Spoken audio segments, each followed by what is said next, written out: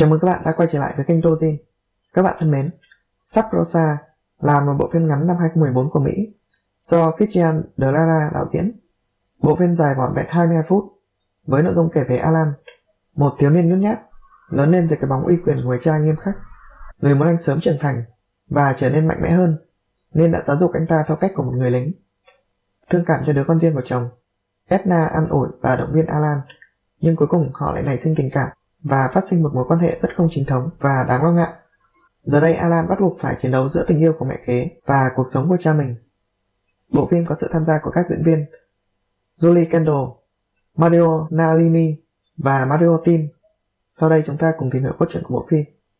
Alan là một thiếu niên nhút nhát, trái ngược với Ernesto, người cha mạnh mẽ và rắn giỏi của anh ta.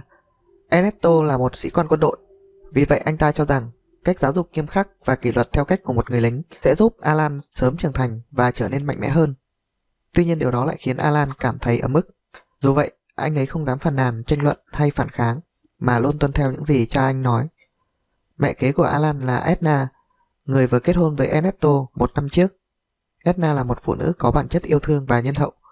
Cô ấy luôn cảm thấy không thoải mái khi nhìn thấy Alan bị đối xử nghiêm khắc bởi cha mình. Hàng đêm Alan ở trong phòng một mình, lắng nghe những tiếng thở dài thườn thượt của bố và mẹ kế ở phòng bên cạnh. Khi không còn nghe thấy âm thanh nữa, anh ấy biết rằng cuộc làm tình của họ đã kết thúc. Alan ghi lại tất cả những khoảng thời gian và tần suất làm tình của họ trong suốt thời gian qua vào một quyển sổ nhỏ. Không ai biết mục đích của anh ta là gì. Sáng hôm sau, Alan bị đánh thức bởi cha mình. Vẫn là những quy tắc cứng rắn kiểu nhà binh. Alan phải phát biểu một loạt quy tắc trước khi được ngồi vào bàn ăn. Sau bữa sáng, Ernesto chuẩn bị rời khỏi nhà trong vài tháng để làm nhiệm vụ trong quân đội. Trước khi đi, Ernesto dặn dò Alan phải tôn trọng mẹ kế và đưa cho anh ta một con dao để phòng thân. Khi Ernesto rời đi, ở nhà, Alan và Edna có cơ hội để gần gũi và hiểu nhau hơn. Họ trêu chọc cười đùa, vui vẻ với nhau, và cuối cùng giữa họ nảy sinh một mối tình sai trái. Họ đắm chìm trong tình yêu tội lỗi trong vài tháng, cho đến một ngày khi Alan mang một bó hoa trở về để tặng Edna. Nhưng khi bước vào nhà và phát hiện ra một bộ quần áo lính, anh ta biết rằng cha anh ta đã trở về. Trước tình yêu dành cho mẹ kế và sự ấm ức trước sự bắt nạt của người cha trước đây, Alan chộp lấy khẩu súng trên bàn ăn và đe dọa cha anh ta. Nhưng thay vì tức giận, Ernesto lại cảm thấy tự hào vì cuối cùng Alan đã có dũng cảm phản kháng và đấu tranh cho lợi ích của mình. Về cơ bản, đây chỉ là một bộ phim ngắn nên sẽ rất khó để có thể hiểu hết nội dung và ý nghĩa mà câu chuyện truyền đạt. Viện Hàn lâm Khoa học và Nghệ thuật Điện ảnh Mỹ định nghĩa phim ngắn là một tác phẩm điện ảnh gốc có thời lượng từ 40 phút trở xuống, bao gồm cả những đoạn giới thiệu, do các nhà làm phim độc lập thực hiện dựa trên ngân sách hạn hẹp. Sub Rosa là một bộ phim như vậy.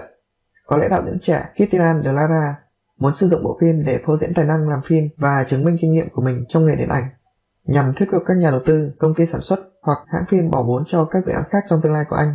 Chỉ có 3 diễn viên xuất hiện trong 22 phút của bộ phim, nhưng họ đã thể hiện rất xuất sắc. Julie Kendall hoàn toàn phù hợp với vai người mẹ kế nhân hậu và nóng bỏng. Cô ấy là một nữ diễn viên tận tâm và đam mê, được đào tạo bài bản. Nhiều dự án khác của cô ấy có thể được xem trên Netflix. Được khai sáng bởi những kinh nghiệm của mình, Kendall đã học cách đón nhận và yêu thương cuộc hành trình mà cô ấy đã may mắn có được. Mario Tim cũng rất đạt trong vai Alan, người con trai yếu đuối và nhút nhát. Tất cả những ấm ức mà anh ta phải chịu đựng do sự bắt nạt của người cha đã được thể hiện ở cuối phim. Ngoài ra, trong một lần cùng cha anh câu cá trên hồ, anh ta đã quyết định trả thù người cha, nhưng khi nghe cha anh ta nói rằng tất cả những gì ông ấy làm là vì muốn cho anh ta sớm trở nên mạnh mẽ để có thể trở thành một người đàn ông thực thụ, Alan đã hạ vũ khí xuống và từ bỏ ý định trả thù.